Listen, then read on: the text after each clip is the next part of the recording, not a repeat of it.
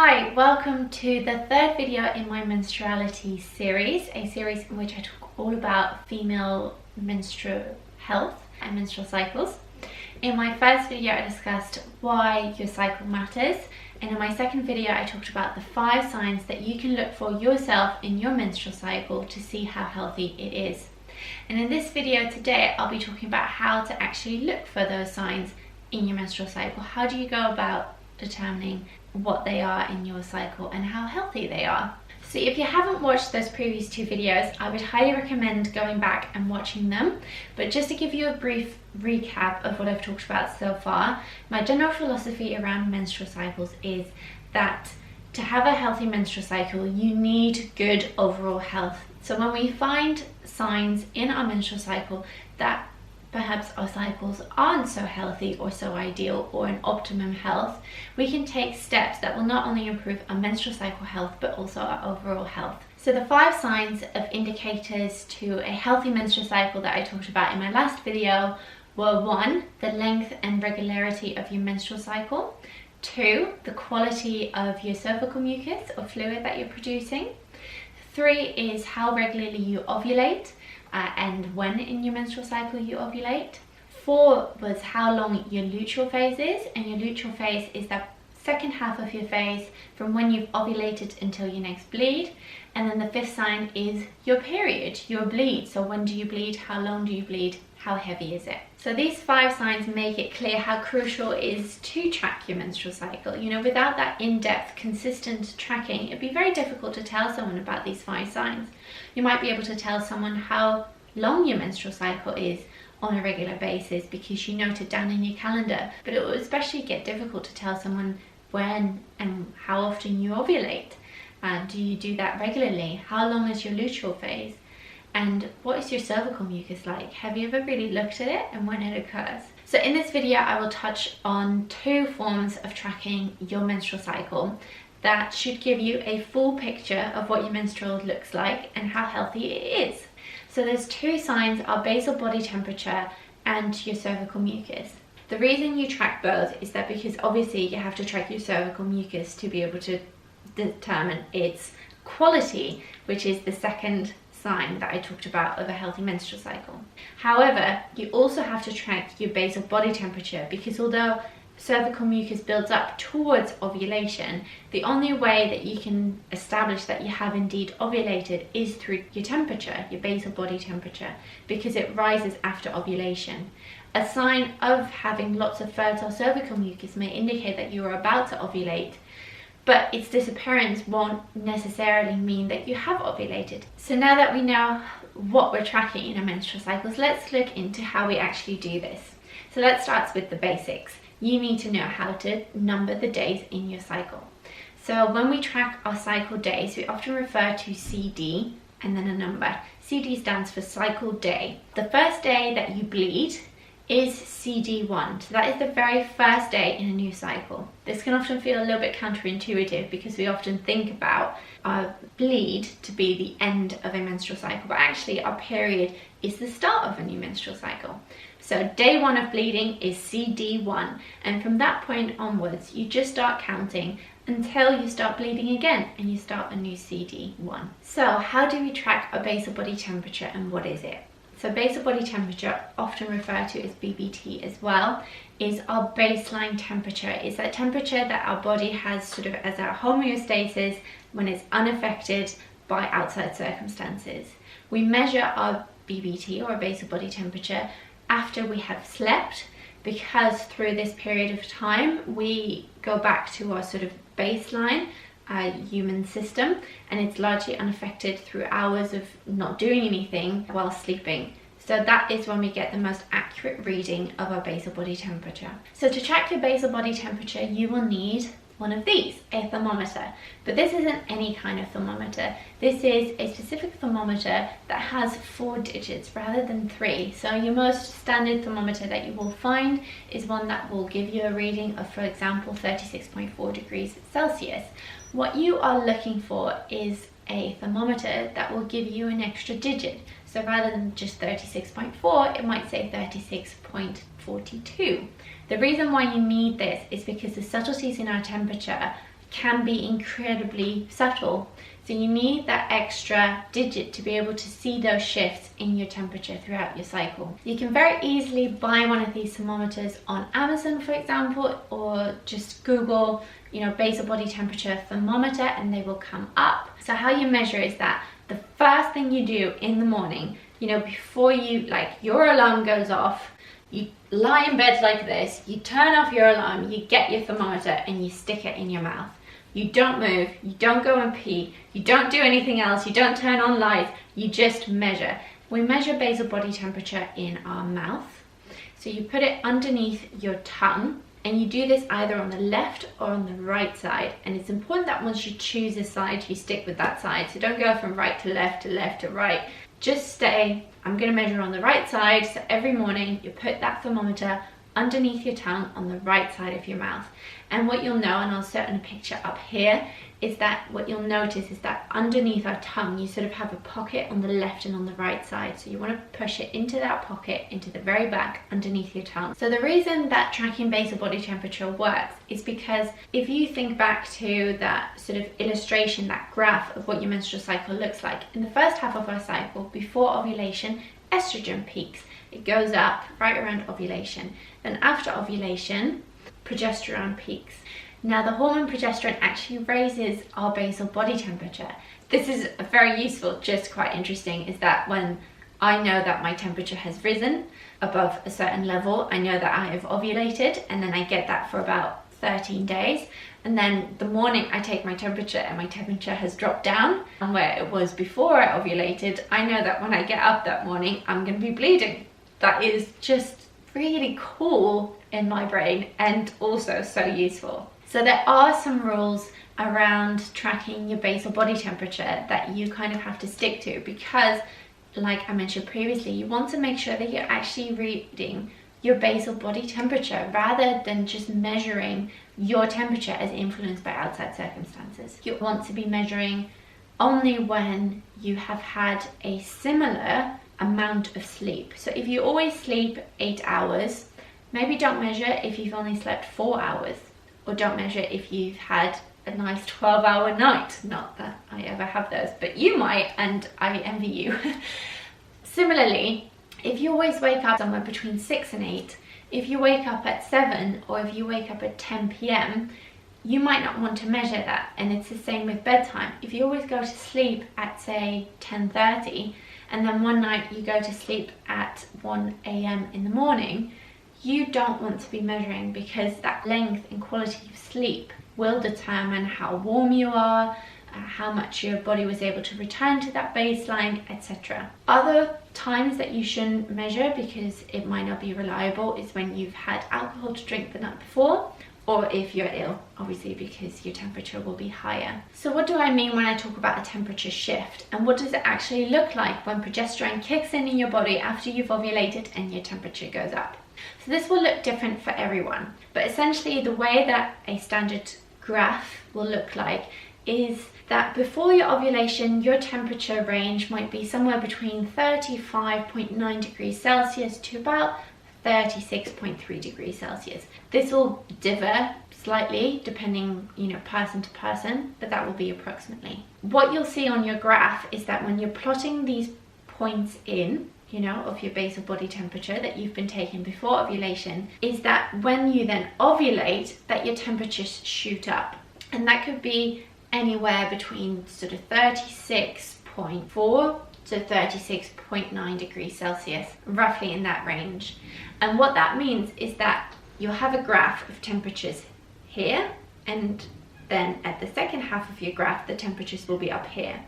And what you want to do when you've tracked for a whole cycle all your temperatures, so from bleed to bleed, you've tracked all your temperatures, plotted them into this graph. What you're then looking for is to be able to draw a line called the cover line right through the middle of your temperatures horizontally that will split it in half and half. So that line should have the first half of your cycle almost all the temperatures below it, and then in your second half of your cycle all the temperatures above that cover line. And the point where the temperature goes from below the cover line to above the cover line is called the temperature shift. as it shoots above that cover line, and that's when you know you have ovulated. So now let's talk about tracking your cervical mucus. So I think we all know as women that some parts of the month, you know, we find a lot of wetness down there and there's fluids and bits coming out. So we're going to be talking about that. And that isn't the most comfortable subject in the world quite often, but it is quite important to get comfortable with that bit of your body as well. I'd say, especially if this bit is overwhelming, start tracking your temperature first and then look at your cervical mucus later.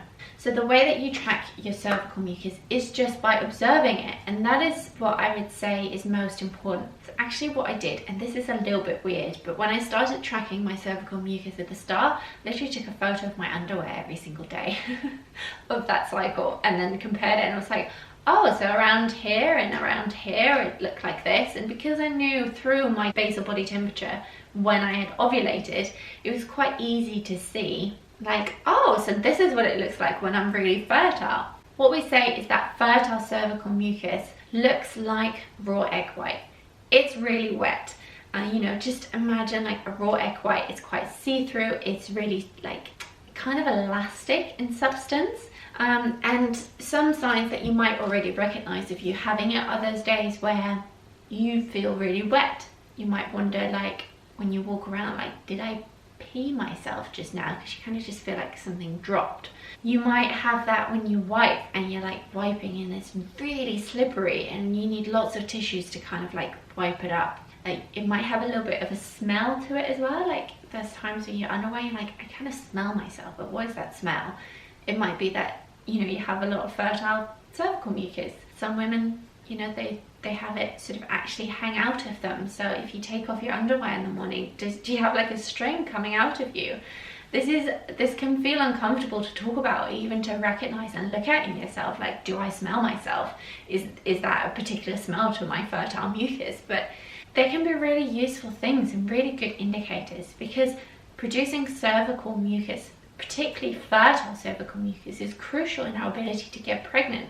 And again, the more fertile you are, the healthier your menstrual cycle is, especially, you know, if you want kids in the future. This is really important. So what you're looking to see is this fertile mucus, that raw egg white, those things that I have described, in some form close to your ovulation, and that is before your ovulation. And ideally it's 5 days beforehand, but you might only have a couple of days. So the importance of tracking your cervical fluid is to see that pattern. When do I start producing this fertile cervical mucus? And if that is not at all, only like a day before you ovulate, you might want to start thinking about how to increase your cervical mucus production. So just to touch on as well what kind of cervical mucus you can be looking at or be expecting outside of that fertile window, when you have that lovely raw egg white tight wet feeling. And depending on how long your menstrual cycle is, you might have several days of not having any cervical mucus at that really kind like dry period when there isn't that much going on. For me, I have quite a long cycle, so I don't ovulate until sort of CD20 or even CD25 sometimes. And that means that I sometimes don't have any cervical mucus production until CD10.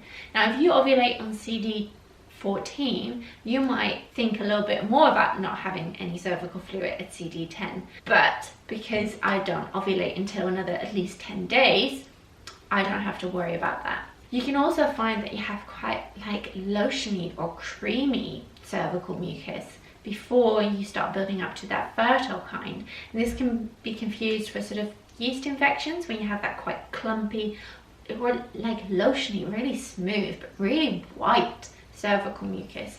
It's all normal as you're building up towards that fertile cervical mucus. And you might even find that you have a specific type of cervical mucus that can be quite sticky or really watery after you have ovulated. So maybe start writing first down those days when it feels really wet, that really sort of fertile cervical mucus. If you are not sure whether what you're experiencing is fertile cervical mucus, a great test is to plop some in water, because it will act very much like oil does. But yes, I would first go and look into, okay, when do I notice that really wet sensation, if at all?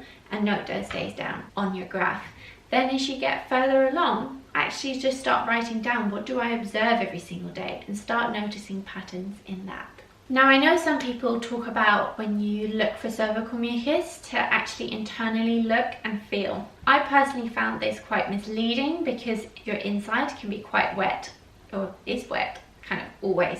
So what I found most useful is to look when I wipe, when I've peed and I wipe with a tissue, to look what is left on the tissue. That is a great way to see what your cervical mucus is like. Another great way is to look in your underwear, and that is a really simple way. Whenever you go and pee and you put your pants down, look at what is inside your pants. What does it look like? That might also slightly differ depending on what kind of underwear you have. Like I have, this is really personal, but I have grey, light grey cotton underwear on there. Most of it just looks wet. It just looks like a wet patch. So when I wear that, I can't really tell. Then I have that really horrible like black coloured synthetic underwear. On that it shows up really clearly, probably because it doesn't seep into it, so I can really clearly see that white colour in it, or when it's just like really wet and that egg white consistency.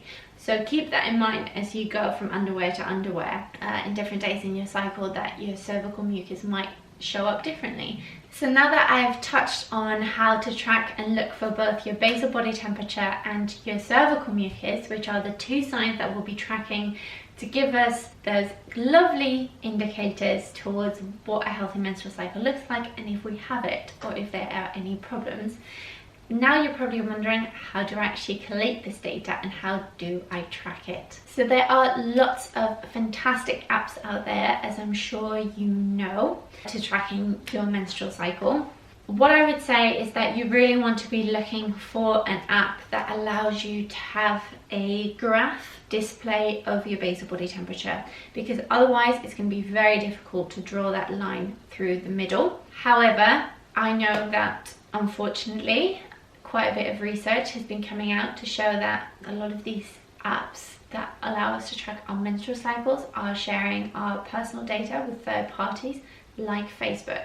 I personally record a lot of personal details about my menstrual cycle, and therefore I have spent last year creating a menstrual cycle journal in which you can track all the information you need to get an idea of how healthy your menstrual cycle is, to work with it, its predictability or unpredictability, as well as being able to use it as a natural form of contraception.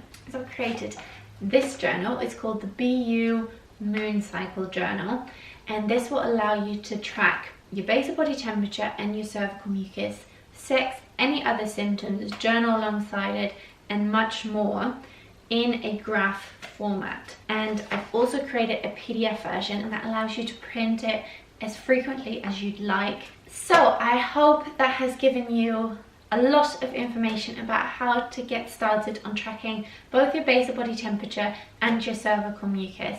Tracking your menstrual cycle is labor intensive at first, but it gets so much easier and it becomes second nature, and you spend very little time actually tracking your cycle, and it's honestly so empowering and so helpful. I found out so much about my own cycle and therefore my own health, which I have since improved on through tracking. Now I know all of this information can indeed be quite overwhelming, and you're like, where do I start?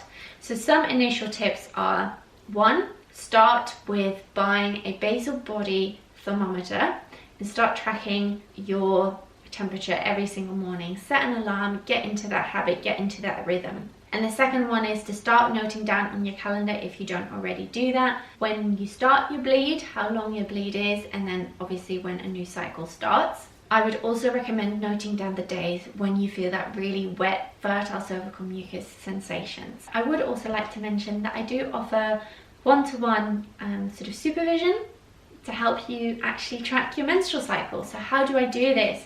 And I can really tailor this program to you and what you want. So you can get a free introductory call with me, and we can talk about where you are in your menstrual cycle tracking journey, what you're looking to get out of it, and how I can help you with different things. There's a 6-week program which I have set up that you can do with me, or we can just have an hour or a couple of hours or just a few sessions together, specifically looking at the things that you need. And what we can do in this is, how do I track, setting it up, then looking at the signs and figuring actually out together, what does this mean, what I'm seeing in my chart, and how does it relate to the 5 signs that I've been talking about, and even identifying some first initial steps that you can take towards improving your menstrual cycle. Another part of that is that you can use these tracking symptoms of your basal body temperature and your cervical mucus as a form of natural birth control. That is something that I'll touch on in a later video as well, but it is called fertility awareness if you already want to look into it, and it is something that I can help you with as well in these personal sessions. I will link, as always, all my resources down below, as well as the link at the top to get more information about how you can work with me individually, or how you can join in on a fantastic group workshop around female menstruality and menstrual cycles that I lead, called Cycle Alignment, with the fantastic 2 ladies, Leanna and Ashley from Spirit Woman. Links for that down below as well. That is a very affordable option if you're looking just to dive a little bit further into this. Thank you so much for watching, and I'll see you in the next series.